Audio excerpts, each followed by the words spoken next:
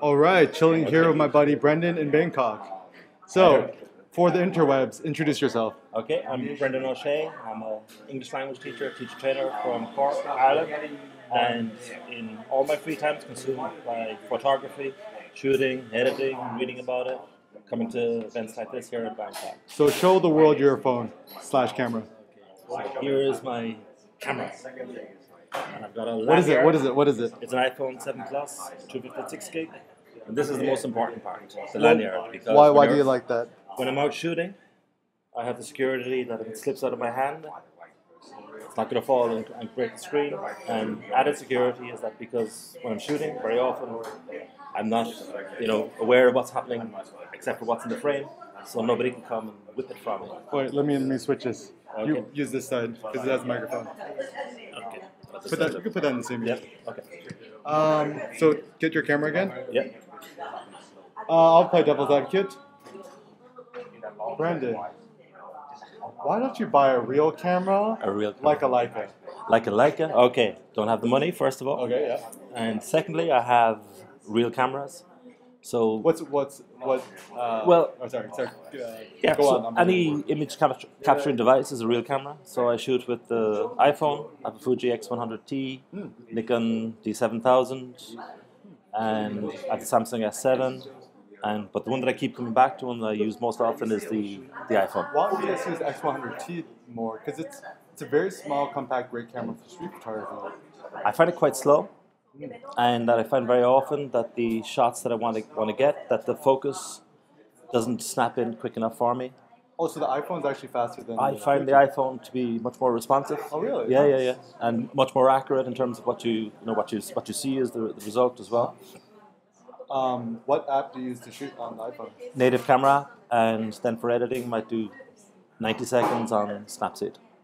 Can you give the world a tutorial on how you use Snapseed to just show just pointing to the webcam? So like this, yeah? Is this, yeah? Good. I mean here. Right, so here, let me find where one that I was working on just now. Hold up Snapseed. This is Snapseed. Yep. Okay, so... Let's start with a blank image. Okay, so this is what I finished with. This is the original. Yep. So the steps that I went through were where we view edits. So here I did about 5. I started first with details to get a little bit of extra information in the image to work on the editing. Then I went through with tune image, and I worked on the brightness, contrast, and that was all, I think. Then I moved on to vignette, to kind of highlight the center point. And the final one then that I did convert to black and white, use the brush tool to highlight the guy's mask, which I was intrigued to see here in Southeast Asia because it's more of a Far East Asian thing to have the masks. And that's the finished product. So again, to go back, this is the original. I'm not sure if it coming out well for you in color. I converted to black and white just to get the contrast. Can you show the world your Instagram? My Instagram then is... What is your Instagram handle? It's Brendan O'Shea. So here's Eric doing his Doing exercises. dips? Yeah. That's why I get so swole. Okay. So Are you gonna I'll show just that? save that, and then I'll come. I did save, didn't I? Yeah. Huh? Yeah. Save. So this is my... There I have you as well. Oh, you should flip through it. Yeah. Yeah. Oh, is it And done? yeah, and this then Show the world. Closer. Where? So, you are Brendan. O'Shea. Oh, Brendan. Brendan. But to an American, it's Brendan. Or Brandon Americans. O.se. That means O'Shea. Yeah. And what are your favorite recent photos? Okay, so... Make it full screen and show it to the webcam. Okay, so this is from... Where are we going? From Tokyo. Yep. That I shot this in Umetesando, that I was in Tokyo. You shot this iPhone? Yeah, most of the photos on the... How'd you get the bokeh? On the bokeh is with the portrait mode. So I've been experimenting with the portrait mode on the iPhone and enjoying it quite a lot because it slows me down. And I found that... Is it slower when you shoot with portrait mode? It's hard to get the focus to lock. and that you have to be a certain distance away from it. The lighting conditions have to be right for it. So I've been shooting quite a bit with that. So other examples, this is one that I shot in Seoul. Oh. And that I was standing That's me in a few years. That's me in a few years. That's pretty good, huh? So I was standing behind this guy, shooting again in portrait mode to get the bokeh, and eventually he turned around and caught me, which was cool. Show me some other Okay, so favorites. other things that that I would do, because I shoot in different styles. Okay. So it's not connected. What kind of different styles? So I do a lot of blur work. So this is again from Tokyo, and that with intentional camera movement would do this style here. Yep. Then, so this Ooh, that's cool. This is my wife. Well, how'd you do that? Okay, so this is with the Nikon, and with the Nikon I shoot a lot of blur work, and I brought it into Lightroom, and it just simply is using the cloning tool. So using what tool? The clone.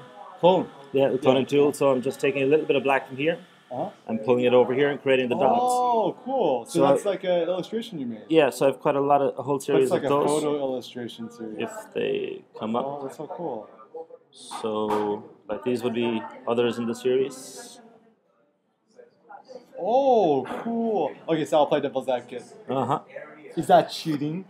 Is it cheating? No, it's a creative process. Yeah. And like that, it's not. It's a form of street photography, but I shoot this with the Nikon. I do a lot of out of focus work with the Nikon, and I know that it'll go through, the editing on Lightroom. Whereas when I shoot it with the iPhone, it's minimal editing that I do. So I tend to work like when I was in Tokyo last week. I'd have the iPhone with me, all the time. During daylight hours, I'd have the Fuji X100T, and then in the evening I bring out the Nikon, and with the Nikon I have a series of out-of-focus, intentional camera movement shots that I've been working on from Tokyo for the past number of years that I'm putting into a series. Hey, Sheldon, come over here. You could keep that in. Wait, come into the video. So I'm going to. Morning, Brendan. Morning, Sheldon. I'm going to talk with all you guys. Yeah. So one thing that I think is really cool about what you guys do, because you guys both have kids. Yes. So Sheldon, how old are your kids? 16 and 9. Move closer, because in theory the mic is it's here. So probably put it over put it here. there. Yeah, in theory, excellent. We'll all get closer. It should be closer. They're Or 16. plug the headphone in his ear. Okay. His other ear. Or you could just hold it so you could just talk into it. I'm going to pass it over, yeah. I'll pass over the mic. So how do you photograph with kids in your life?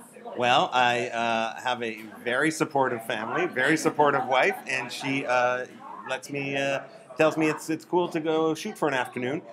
I also shoot the kids. So with my son being 16, he's not so into that anymore, but my daughter, I shoot a lot with my daughter. How about you, Brendan? I have 2 kids. Yep. That's Sumiana's 9, James is 7 next week. So I better say happy birthday to James. Oh, yeah. And that my wife, like Sheldon's, is really patient and understanding and allows me to, to slow down any progress we're making when we're on the street, that I try to get that shot. What I've been doing with my own kids, I tend not to post photographs of them online, but I've got a project going for the past 3 years where every night I take a photograph of them when they're asleep. That's so sweet. And again, it's with this because I don't think I'd have my Nikon around my neck going upstairs into their bedrooms, whereas I always bring my phone to bed with me. So let me ask you guys another question. So I don't have kids yet, but when I do have kids, I would like to share images of my kids. What are your thoughts about sharing photos of your kids or your partner's concept of that? Or because for me, I don't think it's a big deal to share photos with kids, but now everyone's so paranoid about pedophiles and the internet. What are your guys' thoughts or your family's thoughts? Well, my original thought was that I wouldn't share it until that they would give me permission for it. So at the moment my daughter is 9, and very often she wants me to put up photographs of her or photographs because she will take the phone as well and take shots, and sometimes I share them like that. It's a personal thing. I think that if you're comfortable with it, drive on. Because the world we live in today, everybody's putting their lives up online, and I think it's an individual thing. For me, what do you think, Sheldon? Well, for me, I usually don't identify them as my kids, but people who've been following me for a long time kind of get that that's my daughter. and to a lesser extent my son. I really don't have an issue with it, especially sharing on Facebook, where most of my family and friends in Canada connect with me. So they want to see photos of the kids as well, especially my mom. What's more important, photos of your kids or street photos? Photos of kids. Photos of your kids? Why? Photos of kids in the street. Are my kids in the street? Oh, that's actually a cool idea. Because you could. Okay, so the reason I bring this up is I think a lot of people make excuses like, oh, I want to make more photos in the streets, or I want to be a street photographer, but my family or my job is holding me back. What advice do you have for these fellows? Oh, thanks. Yeah. What advice do you guys have? Brendan, you want to go first? I'll get my coffee. Thank you. Well, I think a great thing about the phone is that, because you have it with you always, you always have a camera with you. And I think that for, just to get into the habit of beginning to look for photographic opportunities, because I think that when very often that you might have a photographer's eye, but your camera might be back home. But if you have an iPhone with you, you always have the camera to try to get that shot. And it's like anything, the more you begin to do it, the more you'll begin to see, and the more you'll begin to enjoy as you're doing it. So just get out and shoot. Yeah, I would agree. I would agree with Brendan. I really think it's incorporating street photography into your everyday life, on your commute to work, running to the store for essentials. Anytime you're out in the street, have that. And I'm mobile like Brendan. Have the phone out, ready to go, ready to shoot for whatever you see, so you're ready. Both of you guys are shooting with the 7 Plus, huh? Yeah. Do you recommend everyone else to get a 7 Plus if they have the option? I actually preferred the 6S. I felt it was smaller in my hand. It was easier to maneuver in my hand, but I'm getting used to the 7 Plus. I know Brendan's been, we were talking about this earlier, Brendan's been shooting street with portrait mode. Yeah. I don't know if you want to talk about that a bit. Can you talk about shooting street portrait mode? Well, look, as I was saying to you earlier, some of the shots, I'll just pop this in. So, okay, it's going to fall out. So some of the shots that I got in Tokyo were with portrait mode, and with the portrait mode, okay, so you see that if I can get onto Sheldon here, okay, yeah, it will, when the depth effect, you see at the bottom of the screen in yellow, when that pops up, you have your subject in focus, and it will give you a nice bokeh background. Like here we're getting, I like, because it's kind of giving him a layered effect with the trees and the reflection. Oh, that's nice. But with any movement, any change in light, the focus will unlock, and you have to start over again. So working with it on the street requires you to be very, very discreet, because you need to get up very, very close to people. You need to slow down, and you need good lighting conditions. But I like it because, again, it brought me back to kind of the elements of composition, good lighting, making sure what is in the frame, what isn't in the frame, and slowing down, which I think can be always a good thing. So there you are, Sheldon. And that's so I have a question. So the reason I actually prefer to shoot with a compact camera instead of a smartphone is that I spend too much time on my phone as it is. Mm-hmm. I don't want to spend even more time on my phone, because we're in a hyper-connected world. Airplane mode? So I'm a big fan of airplane mode. So what are your personal thoughts on always having your phone with you all the time? I don't see it as a phone, Eric. I see it as a camera. Okay. It's a camera. Yeah, but for example, let's say you're shooting and then someone texts you, or you get all these annoying pop-ups and stuff. Does that ever kill your flow? It does. I learned to turn them all off. And I really see it as a camera. Its main use for me is a camera. That's cool. So I would steal a friend of mine, Dan Berman, and he has the line. What's his name? Dan Berman. He's the founder of the Mobile Photo Awards. Oh yeah, how do you spell Dan's name? Berman. Or Berman. Dan Berman. And he has the great line that he tells his friends, "Stop phoning my camera." So That's good. I'm crediting him. I want to steal it, but I can't. Yeah. But airplane mode works. Stop phoning my camera. Trademark Brendan O'Shea. Yeah. Thanks, Dan. A lot of people watching this, they love the grams, aka Instagram, and you guys are quite well connected. What are some tips you have to photographers about Instagram? Things to do or things not to do in your opinion? Well, I'm still trying to figure it out. To tell you the truth, to build the community around my stream and to build an audience. Still figuring it out. I've experimented posting different times of day, posting once a day, posting twice a day, posting every hour. There seems to be no hard and fast rule for me. Yeah. What about you, Brad? I would second that. I find it a mystery. It's an algorithm. Yeah. And that I've been on Instagram probably about 5 years. Oh. And I found it hard to build up a following. And then, you go and you see other accounts and they have very, very large following, and their photographs are just of, sunset, sunset, sunset. Sunset. And it's hard, but I fucking hate sunset. Yeah. But what I come back to, it's frustrating. Everybody wants, large following, but I keep coming back to what I do is for my own enjoyment. Yep. And it's not to, for numerous likes and faves and things like that. That's good. Let me keep talking to you. Okay. On live right now? Really? Huh? You're on live right now? Oh, why don't you talk to him first, and I'll keep talking. Okay. If you could restart your Instagram today with 0 followers, in today's world, 2017, you have about 7 plus, right? Mm-hmm. How would you do the Instagram differently? Okay, so I set up a second Instagram account recently because I was finding that a lot of photographs that I was taking, that I wouldn't share them because they weren't falling into the kind of street photography or style that I have on one of them. And with that, what I've been doing is that there's no human element on any of those photographs. And I tend to post the same time as I post with the other account. How am I doing it differently is that I'm just, I'm leaving that, not really working hard with that account. The other account would be the one that I try to develop. I think if I was to start all over again on Instagram, probably wouldn't. Wouldn't what? I wouldn't join Instagram. I think. Really, you would not join Instagram? I think Tell me because I think that at the moment it's I feel the need to post regularly on it. I feel the need to follow and comment on the people, the community that I'm involved in, which I enjoy doing.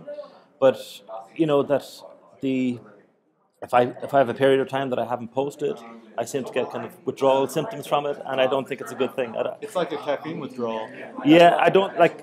For example, my daughter, she's 9 years old, and she's likes to take the phone and take photographs. Wants to set up her own website and blog, and wants to get onto Instagram. That's cool. And I'm very reluctant to, Really? because I think that any creative process, you become very, very sensitive and protective over what you do. And you might get 20 fantastic comments, and you get one comment that says something negative, and that's You're all. You're a wanker. Yeah, and that's all you'll hear. So, I think you probably in today's world for a photographer, I think you need to be on it, but I don't think it's the best platform for photography. I don't think it's really about photography. I don't think. What is it about then? It's a viewing platform. A viewing platform. I think that if you think about it, they've 400 million people on it. But how many of them would be active users? I think for every photograph that's posted, you've got a multiple of people who are viewing it, and I think that's Instagram's approach. So they're pushing towards celebrities, big names, and more towards business, I think. And I don't think it's for somebody who's starting in photography, I don't think it's a great platform. What would you recommend instead? I'm at a bit of a loss because originally I started out on Flickr. Flickr was fantastic, and what did you like about Flickr? The community aspect. And that I built up very, very good relationships with people around the world on Flickr.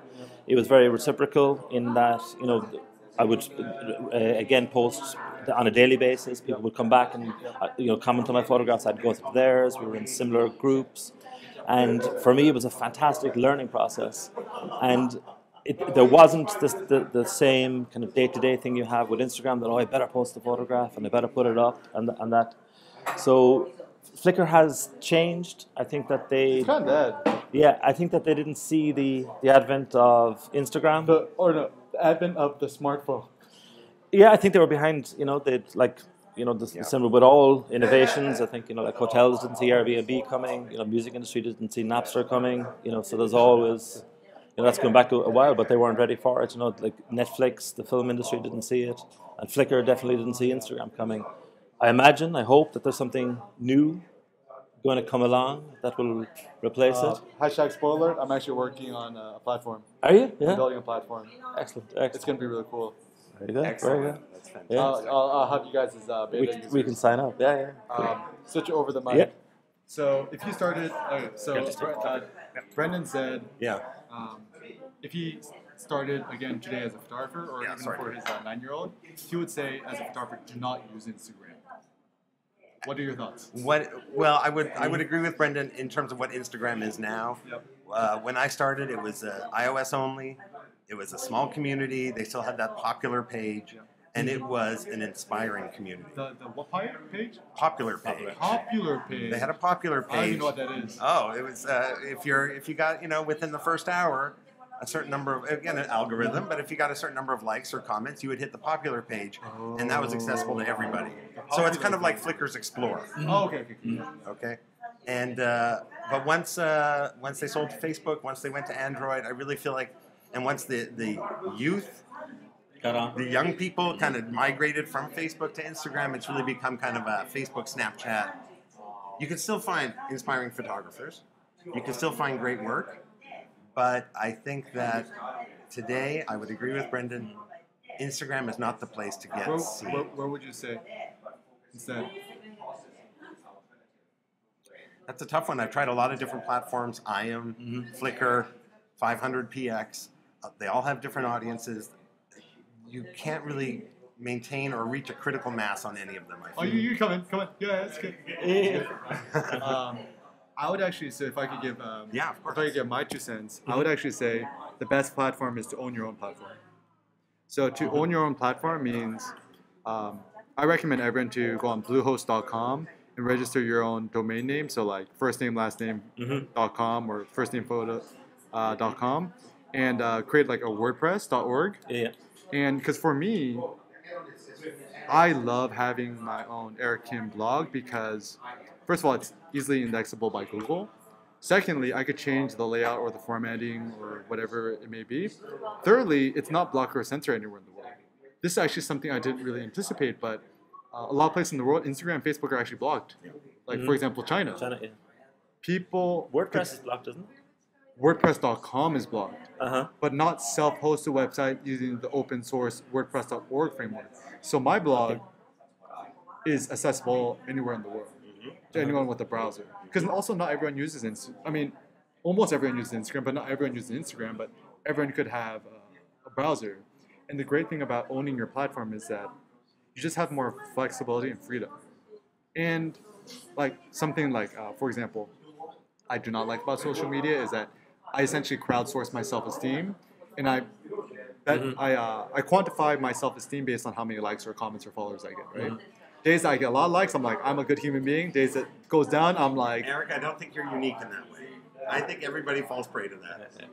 But owning my own platform on WordPress.org, I could turn off all comments and all likes, and even right now, I have no. I don't have statistics on my blog, so I don't actually know how many people visit my blog anymore. And the biggest benefit of that is that I've created almost a safe space for myself to express myself creatively and to experiment more without worrying, are my followers going to stop following me? I understand that. But don't you miss the dialogue that you get with that engagement? I think for me, I like the dialogue I get in real life with you guys. Because like, I mean, you guys know, right? You upload something on the gram, and so it's like, nice photo, or cool, or thumbs up emoticon, which is nice. But you don't really get that depth of artistic, not only just sincerity, but just like the depth of the conversation. Yeah, feedback. So for me, like now what I do is I do it in big chunks. So like I won't talk to any photographers or artists for like 2 or 3 months, and I'll come to something like here in Bangkok with you guys and just talk shop about photography, life, and philosophy and art for like intense 3 or 4 days. And I have enough inspiration to last me the next year or so. So I would say after, essentially I was kind of a dick about it. I pulled a Kanye West. I'm only following one person on Instagram, aka Cindy, at Haptic Industries. And by isolating myself creatively, I've actually become more creative. But I still get feedback and opinions from friends and people I care about. But now it's just less than 10 people. And I feel like that's what artists used to do. But now it's just like, the internet's like kind of the wild, wild west where, I mean, let's do a thought experiment. Let's say all the people following you were just algorithms, randomly liking or unliking your photos. Should you really trust a random algorithm to determine how many likes a photo has therefore deciding whether it's a good shot or not. No, no, definitely not. I think that, like that again, come back to, like that. I'd echo a lot of the sentiments that you've been both saying about that. It's a very frustrating process. I think photography is frustrating, in that because most of the time you don't get the shot.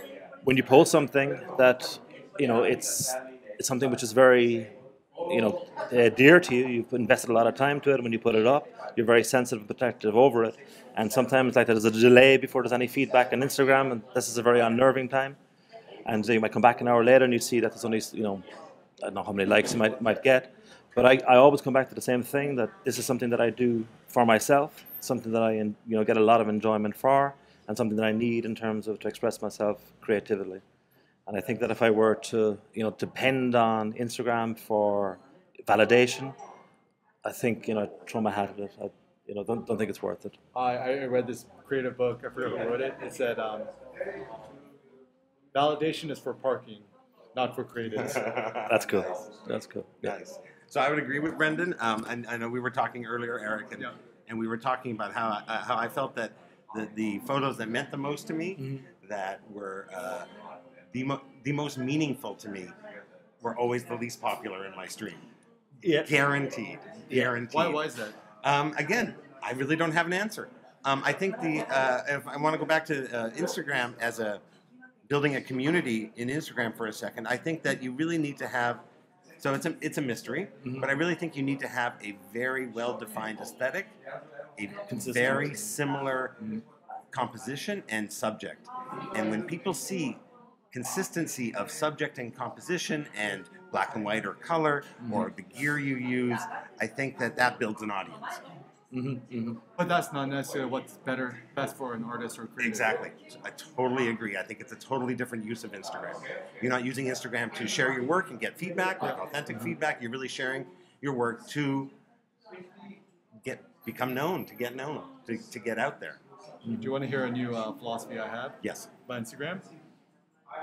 Do you know what's the best way to know if you're doing Instagram correctly? What? If you start uploading stuff and people start unfollowing you. So I got a lot of unfollows when I upload a lot of Trump demonstration stuff. So I know I'm doing something right there. Yeah. Well, no, like even one thing I've been doing is I've been getting a lot more political. I made an image about 4 years ago. I photographed a KKK costume in a museum in Detroit. Yeah. And it's a Klan, with the white triangle hat, and then there's a painting of a black guy getting lynched in the background. I uploaded that image to Instagram, and I did hashtag America KKK like. Yeah. Like. So I uploaded it as a way to share people. This is the disgusting history we've had with racism. America, let's make sure this shit won't happen again. I re-uploaded that image, but this is something I've been doing, kind of similar to you guys. I took that image in Photoshop, made it kind of like a cubist type image, just solidified the colors, but I changed the badge of the KKK's cross, and I changed it to a swastika, and I re-uploaded it to Instagram, hashtag America. It got flagged by Instagram and removed for not following community guidelines. Which is what? The swastika. Only the swastika. The only thing was changed was swastika. Wow. Do you know what I did afterwards? And this idea is quite clever on my end. I took the same image, I changed the swastika into a McDonald's logo, and I changed the image in the background of the black guy getting lynched into a Starbucks logo. And do you know what? That image did not get black pants. Interesting.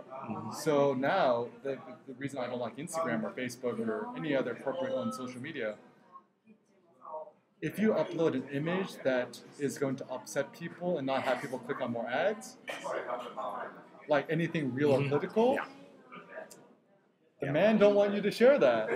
Because like, if people start looking at KKK/swastikas or whatever, people are not going to want to go on Instagram, and therefore not click on more ads, and Facebook's not going to make their money. But isn't that crazy that just like watering it down, just like people, they don't want people to share things about racism or the horrific history of America with genocide. It's a happy place, Instagram. Everything's happy. Everything's just all sunshine and sunsets. Sunsets and cats. Did you guys ever get censored on Instagram or hear stories of people getting, or not? I won't really say censorship, but because it's not like free speech because it's a platform owned by a company, so they could do whatever they want. With Right. it. Mhm. So, have you guys ever heard stories of people like images getting removed or? Well, I know Daniel Arnold. Yep. His first account was closed. He had a bare breast. I think there was some nipple in the shot. Oh, a nipple. A nipple closed, and that's actually when I first heard of him. The mic. And that's actually when I first heard of him. Is when his first account closed, and then he opened his second account, and it took off. So I think that's really the only example I could think of. But it really helped him as become a known quantity, a known street photographer. I think. I mean, his work is magnificent. But Yeah. I should do a blog post on how my shit got removed too. Would that be Yeah. interesting? Yeah. Process of it. The different Yeah. photographs of it. Your experiences? I've never had anything that infringes on the community guidelines. No nipples. No, nothing Wait, like that. why is it that you can upload a man's nipple but not a woman's nipple? Or what if it's a transgender person's nipple? Or what if it's a fat man that looks like a breast, like On literally the looks like a beach. breast, Yeah. and then it's a On the nipple? beach. Yeah. I'm not sure about that, but similar to Sheldon, that a friend of mine on Facebook, Sean Hayes, he recently posted about a series of artistic portraits that he had done of a topless woman, really beautiful photographs, and eventually they were passed, and he was able to share them on Instagram. Oh, wow. But he contested it. Was it reported by another user? Because that's That- another form of self-censorship. Yeah. Where users who are easily offended will report you. Yeah, I think like that's what that. happened. Is Yeah. that when I upload the image, a lot of comments were like, "Eric's a communist. Eric is a racist. Eric is from Berkeley and a liberal fascist." That's a good one. So I'm sure that I have no idea what happened, but I Someone knew reported, somebody flagged it. Either an algorithm saw a swastika and automatically removed it, Yeah. or there was a real human being who sat in front of it, knew nothing of what I was trying to do. It's like, Yeah. okay, Just saw the it's doing swastika. hashtag America. There's a black guy getting lynched in the background. There's a KKK guy with a swastika. This guy is a white supremacist. We should remove this.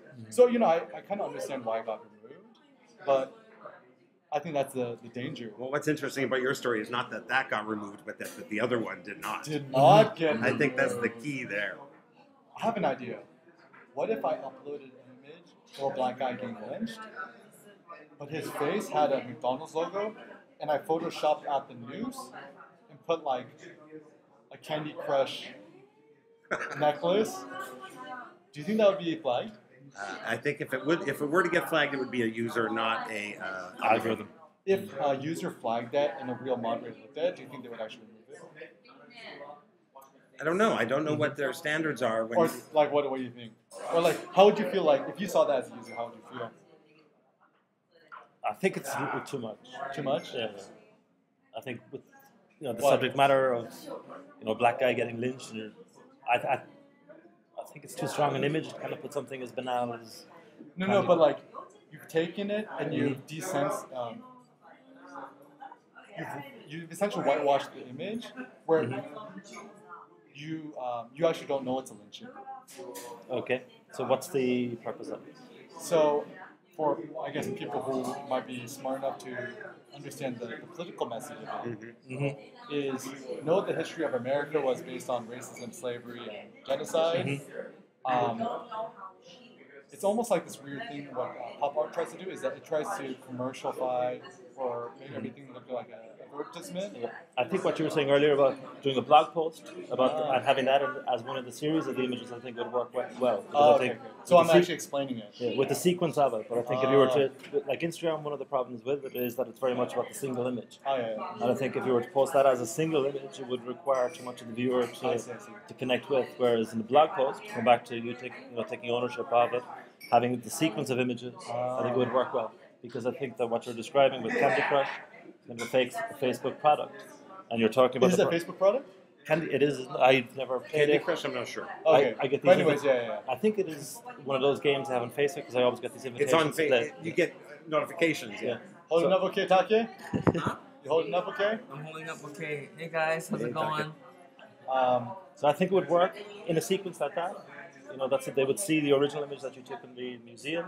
They see the replacement one that you did with the swastika. They see the replacement with Starbucks and logo, and then finally to the Facebook. Because I think Candy Crush is a Facebook product, so it would to me, it would make kind of cohesive, coherent steps. Yeah, even if it's not even if it's not a Facebook product, they're certainly in bed with Facebook. Yeah. So Eric, I understand what I think I understand what you're getting at.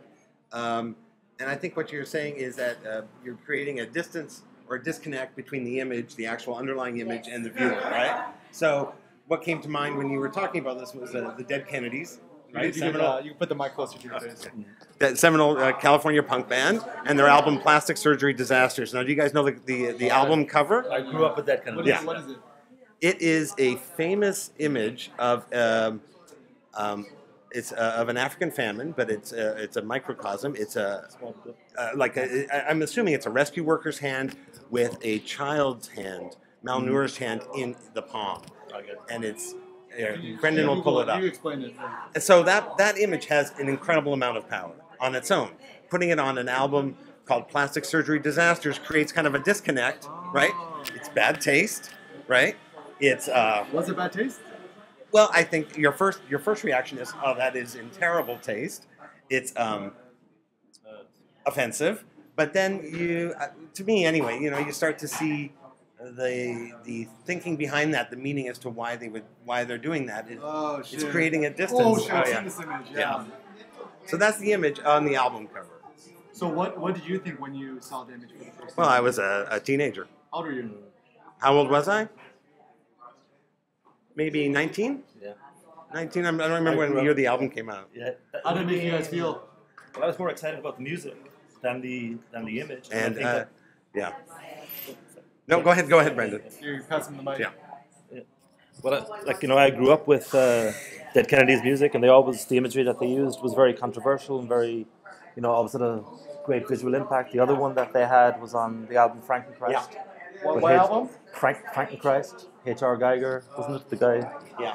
And Penis Landscape, I think it's called. Yeah. So, for them, the imagery that they used was, very, very strong along with the music. They also, going back, which kind of ties in with your image, one of their famous songs was Nazi Punks Fuck Off.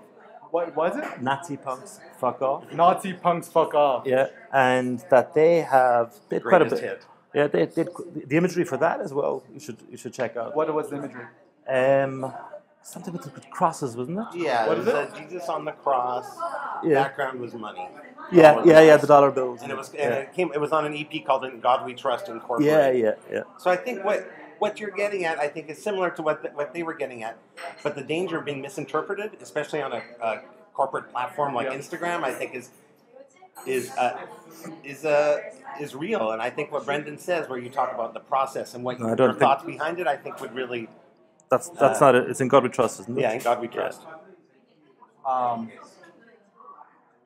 Do you feel that photographers aren't political enough or deep enough? Because I'm starting to get more into pop art and just art in general, and I feel like photographers, we're too happy. You know what I mean, right? Yeah, I know what you mean. That's the image. I think it's really cool that we're talking about Dead Kennedys. one of my favorites. Yeah. Fresh fruit still. Oh yeah. Still resonates for me.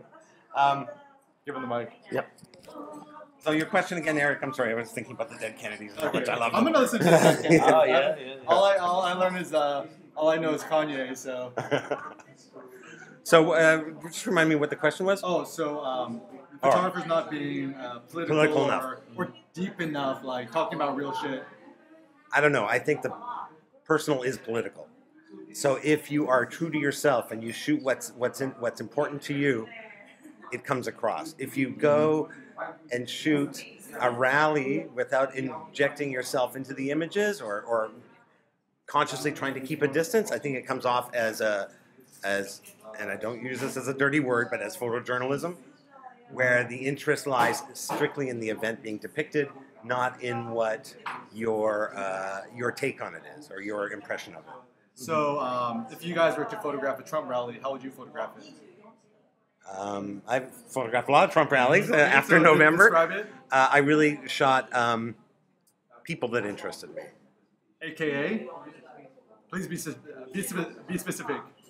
Who interested me? Well, that's a tough one to put into words. Put into words. What did you photograph? Describe the images. Crowds. Okay. angry people, Placards. people celebrating the fact that they're all together, and I think that's Was it a pro-Trump rally? no. Anti-Trump. It was not. But immediately after the election, going down to Fifth Avenue and Trump Tower on the Saturday after the election, there was a catharsis in seeing What is catharsis?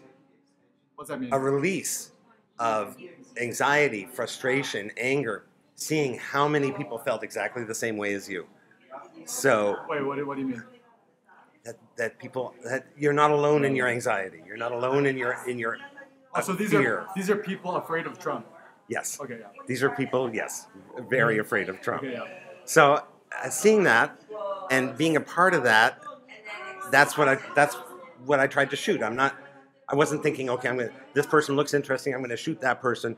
Seeing a woman with a sign about sexual assault and her own personal sexual assault, and the look on her face, that attracts me. It's the personal, not the overarching event. Have you shot political rallies? No, that I wouldn't have. No, I haven't. And like in Ireland, there wouldn't have been any demonstrations. There were demonstrations against Trump, as it so happens. I'm trying to think. I was at a anti-abortion rally recently, about a year ago, and like that, I got into the centre, and it was just more about the human emotion, kind of people's interactions, among themselves, and that. I think that Sheldon put it really, really well. That personal is political, and yeah. And I like when I'm shooting, I'm not trying to. I was asked once, "What's the message of my photography?" And I really couldn't answer that question well. I think that it's a very personal expression and interpretation of the work, of what we experience from day to day. But I think you put it well with personal is political. Yep. Yeah. And just to clarify, I'm just as interested in going to a pro-Trump rally. Okay. Actually, during the election, I went to an anti-Trump rally in Columbus Circle, and there was a small group of pro-Trump people, and I was more interested in shooting them. I wanted to know what made them tick. What was it about Trump that really excited them? What is your political leaning? Left, Democrat. Yeah, that's not obvious. What about yours, Eric? I'm like my political opinion as of now is. Well, I mean, okay. So first of all, I studied sociology in uni at UCLA. I live in California all my life, so naturally I'm left. It's weird. I grew up Catholic, very liberal Catholic. So, I have no qualms about masturbation or whatnot. No guilt. No guilt. Personally, I voted Hillary because I wanted some things that I was pro Bernie. A lot of the things that Bernie said he'd do, Hillary said she'd do, like free healthcare, education. I don't even remember anymore. Free college, and also like I'm certainly not pro-Trump, so I didn't want him to get into office. So it's kind of one of those sad things. Like, and to be honest, I didn't really like Hillary too much, because like I think she's quite pro-war. I'm not 100% sure, but like the WikiLeaks and stuff like that. It's like, oh, we don't want Korea to be unified because North Korea is going to fuck shit up, which is understandable. And I respect her quite a bit, and I like the Clintons. But now, like, I don't even want to be associated with any political party because I think a lot of stuff that Trump's doing is horrible. Like, I'm for open borders. I'm for human rights for everyone in the world, regardless where they're from. I'm pro-refugees, whatever. I'm totally cool if people want to have abortions. I personally wouldn't abort my kid, but if other people want to, I'm totally cool. For sexual equality, I study sociology. I'm very left. But at the same time, like, I don't necessarily think that all the things that Trump's doing is necessarily bad. And I think that he's actually not as stupid as people think he is. And at least with Trump, what you see is what you get.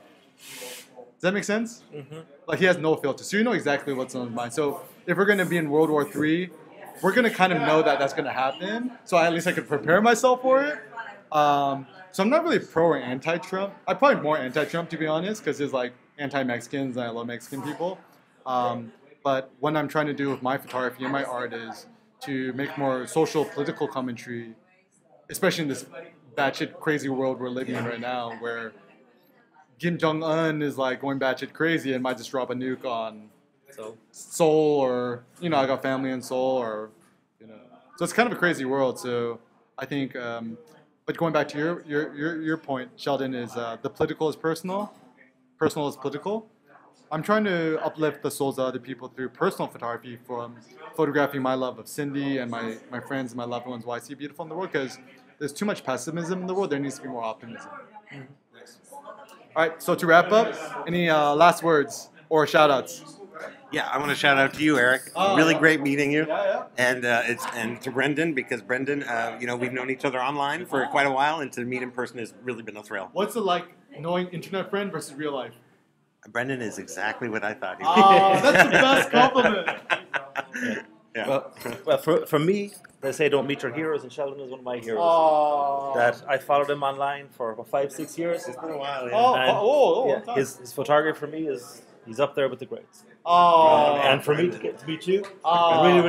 really cool. So my shout out is I'm so honored to meet you guys, because you guys are obviously very passionate, but so down to earth, not pretentious, and just good human beings. I've met so many photographers who are great photographers, but total wankers. Yeah.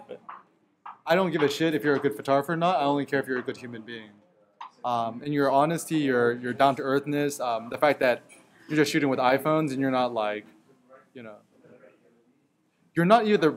This is a good thing too. A lot of people who only shoot with iPhones brag about the fact that, oh, I'm an iPhone shooter, and you wankers with your Leicas, you guys could fuck up. So like, you're not either extreme, which is good. It's like, oh, it's convenient for me, and I think a lot of people can relate with that. So to shout outs to you guys and to the rest of the guys in Monogram Asia. Gonna do a lot more of these interviews. Excited to share more of you guys' work and stuff like that. Thanks, Eric. All right, bye YouTubes. Bye. Bye, guys.